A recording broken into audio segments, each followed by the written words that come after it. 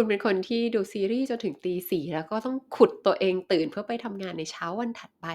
หรือว่าเป็นคนที่เสาร์อาทิตย์ฉันขอนอนอยู่บ้านเถอะขอฉันอ่านการ์ตูนเป็นตั้งๆอ่านนิยายดีกว่าออกไปกินข้าวนอกบ้านออกไปเจอเพื่อนหรือเปล่าคะ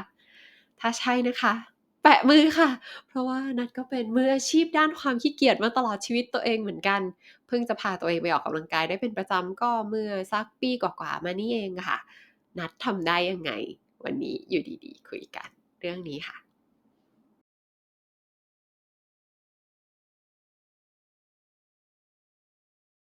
สวัสดีค่ะ นัดอยู่ดีๆดูแลอารมณ์จัดการตัวเองในชีวิตประจำวันค่ะ หัวข้อในวันนี้เป็นหัวข้อที่นัดชอบมากนะคะ เพราะตลอดชีวิตเนี่ยไม่เคยคิดภาพตัวเองว่าจะเป็นคนที่ออกกำลังกายกับใครเขาได้หรอกค่ะ เวลาเห็นคนเขาแต่งตัวไปออกกำลังกายกันเนี่ยเราก็จะแบบ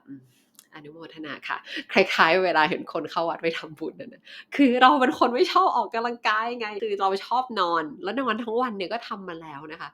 คือนัดคิดว่าทุกคนน่ะก็คงจะมีสัตว์ที่เป็นสัญลักษณ์แทนตัวเองอยู่ใช่ไหมของนัดเนี่ยคือสล็อตค่ะหอยทากค่ะแล้วก็แมวมองบนค่ะคือแต่ละตัวอะอืดๆทั้งนั้นเลยค่ะคือแค่คิดว่าต้องไปออกกำลังกายเราก็เหนื่อยแล้วไงคือภาพความทรงจำไม่ดีในชั่วโมงพละตอนป2หรือว่าความรู้สึกไม่ดีในเช้าวันกีฬาสีที่เราอะไม่อยากไปโรงเรียนเลยหรือว่าตอนสอบวิชาพละที่สอบเท่าไรๆมันก็ไม่ผ่านสักทีค่ะ แค่คิดภาพว่าต้องไปวิ่งต้องไปตีแบดต้องไปออกกำลังกายให้เสียเหงื่อเนี่ย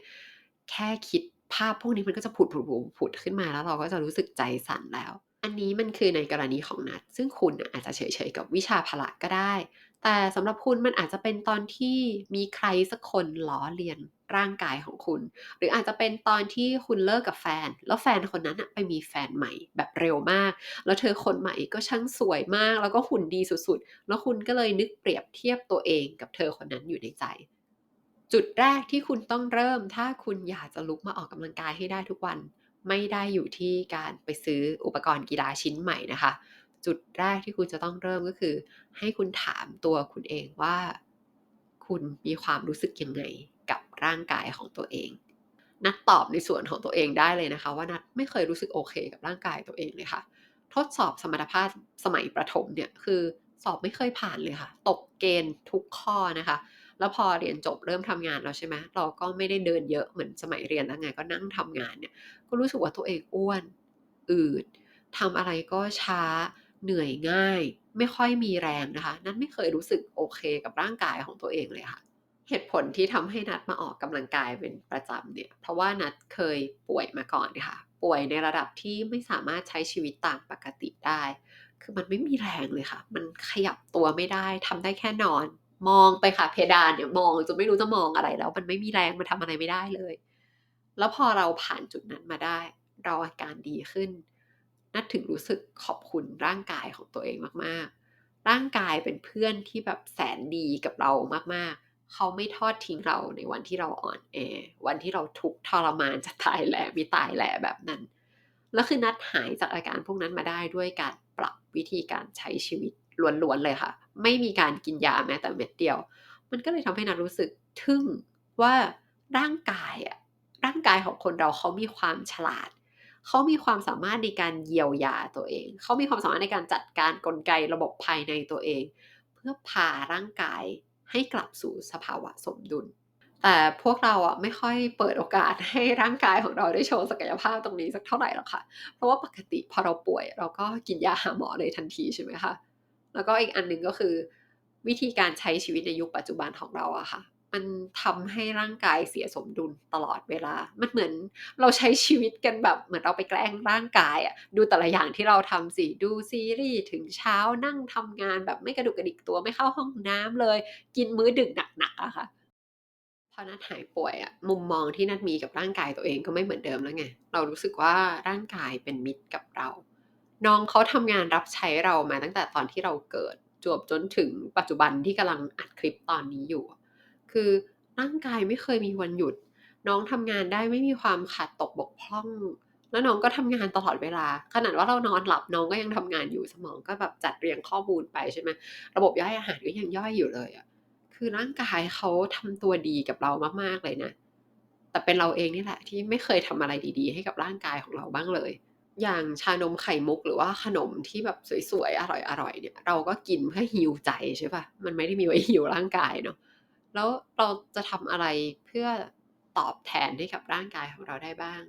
คือเราจะทำได้แค่อาบน้ำแล้วก็หาเสื้อผ้าสวยๆมาใส่แค่นั้นเลยเหรอ เวลาเราจะให้ของขวัญอะไรใครเนี่ยเราก็ต้องดูผู้รับเป็นสำคัญใช่ไหมคะว่าเขาชอบอะไรเวลาที่เราให้ไปแล้วเนี่ยคนรับจะได้ดีใจน้องร่างกายของเราเนี่ยเขาชอบอาหารดีๆค่ะอาหารที่มีพลังงานดีๆอาหารที่มีสารอาหารดีๆเวลาเราให้อาหารดีๆกับน้องเขาไปเนี่ยเขาก็จะดีใจจัดการจับแยกชิ้นส่วนแล้วก็ส่งกระจายส่งไปให้แต่ละอวัยวะทั่วร่างกายนะคะ น้องเขายังชอบอะไรอีกบ้าง น้องเขาชอบการนอนหลับดีๆนอนหลับอิ่มๆน้องเขาชอบเวลาที่เราอารมณ์ดี และอย่างสุดท้ายก็คือน้องเขาชอบเวลาที่เราขยับตัวค่ะ ออกแรงขยับร่างกาย น้องเขาชอบให้เราเลือดลมสูบฉีด น้องชอบออกซิเจน น้องชอบความกระปรี้กระเปร่านะคะ พอมุมมองที่เรามีกับร่างกายของตัวเองเปลี่ยนไปอะแล้วเราย้อนกลับมาสำรวจความคิดเกี่ยวกับการออกกำลังกายว่าเราคิดแบบนี้มาตั้งแต่สมัยป. 2แล้วเราปล่อยให้วิธีคิดแบบเด็กป. 2บงการชีวิตเรามาหลายทศวรรษมากแล้วนะมันคือ Fixed Mindset ที่ไม่ได้ถูกอัปเดตมาหลายสิบปีถึงเวลาอัปเดตเวอร์ชัน Mindset เรื่องการออกกำลังกายของคุณ ได้เวลาปลดปล่อยเด็กน้อยคนนั้นให้เป็นอิสระแล้วค่ะ ตอนแรกสุดเลยเนี่ยตอนที่เราจะเริ่มออกกำลังกายนัดเริ่มแบบนี้ค่ะคือคุณต้องเข้าใจก่อนนะว่าเราอะขี้เกียจมาตลอดชีวิตจะให้อยู่ดีๆเราโผล่ไปวิ่งเลยเนี่ยแบบอ๋อฉันรู้ดีค่ะว่าดิฉันไม่ทำหรอกนะคะบางคนน่ะอาจจะบอกว่า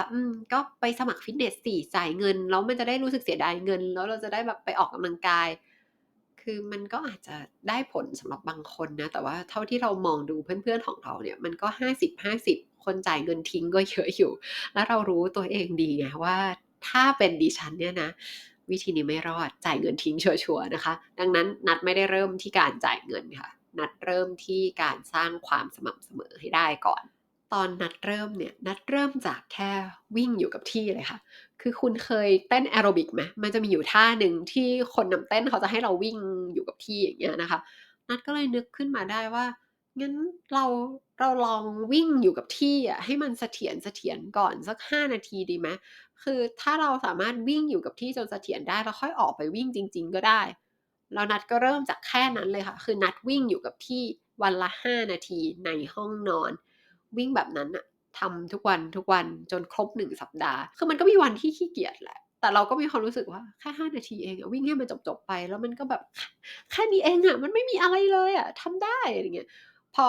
สัปดาห์ถัดไปก็ขยับขึ้นเป็น10นาทีพอ10นาทีเนี่ยนัดก็เริ่มเบื่อแล้วที่วิ่งอยู่กับที่เนาะนัดก็เลยวิ่งไปวิ่งมาในห้องนอนตัวเองห้องนอนของนัดเนี่ยมันจะมีพื้นที่ว่างเป็นรูปตัว L นะคะนัดก็วิ่งไปวิ่งมาเป็นรูปตัว L สัปดาห์ถัดไปก็ขยับเป็น15สัปดาห์ถัดไปก็ขยับเป็น20นาทีแต่ก็วิ่งอยู่แต่ในห้องนอนตัวเองนี่แหละยังไม่มีรองเท้าวิ่งเสียด้วยซ้ำนะคะทำอยู่อย่างนั้นน่ะคือวิ่งทุกวันในห้องนอนตัวเองจนไปถึงเลข30นาที แล้วก็คงเลขนี้เอาไว้จนครบ3เดือนแล้วก็เลยแบบฉันดูมีแนวโน้มที่ดีที่จะวิ่งได้จริงๆแฮะก็เลยถึงได้ไปซื้อรองเท้าวิ่งคู่แรกถึงได้ไปซื้อกางเกงออกกำลังกายถึงได้ไปซื้อเครื่องนับก้าวเดินน่ะค่ะในฐานะคนขี้เกียจระดับ Platinum นะคะดิฉันขอบอกความลับของโลกใบนี้ให้พี่น้องเพื่อนพ้องชาวดาวขี้เกียจทุกท่านทราบโดยทั่วกันว่าการสร้างความสม่ำเสมออะมันเป็นจุดแข็งของคนขี้เกียจค่ะคือ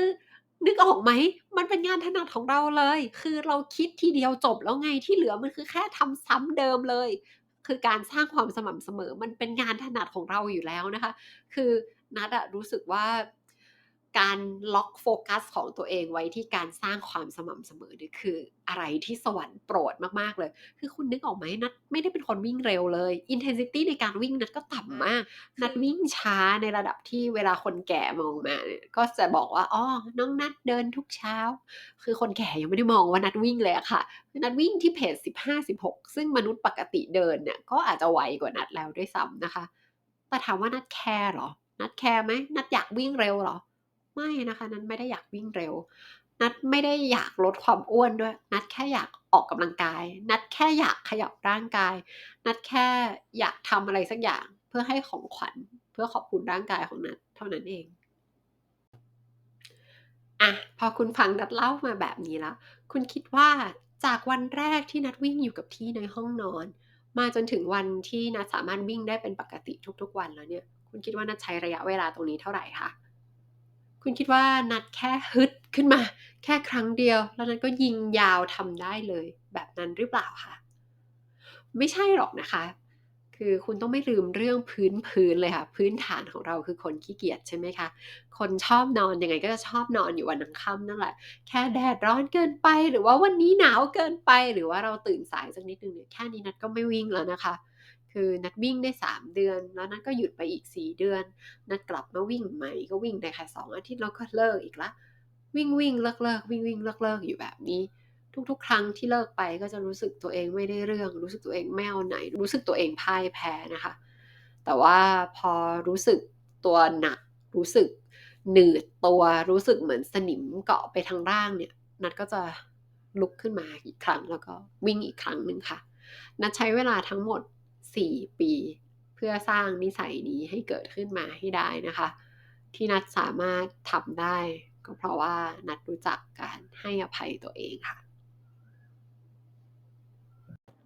อีกเหตุผลหนึ่งก็เพราะว่านัดทำยูทูบด้วยล่ะค่ะ เพราะว่าการที่จะทำยูทูบได้อะคือมันต้องใช้แรงนะคะ การทำยูทูบมันใช้แรงมากกว่าที่นัดใช้ปกติในชีวิตประจำวันนะคะ แล้วพอเราชัดเจนไงว่าเรายังอยากทำช่อง ดังนั้นเราก็ต้องหาทางทำให้ตัวเรามีแรงมากขึ้นค่ะ แล้วทำยังไงเราถึงจะมีแรงคะ เราก็ต้องออกกำลังกายนั่นเองค่ะ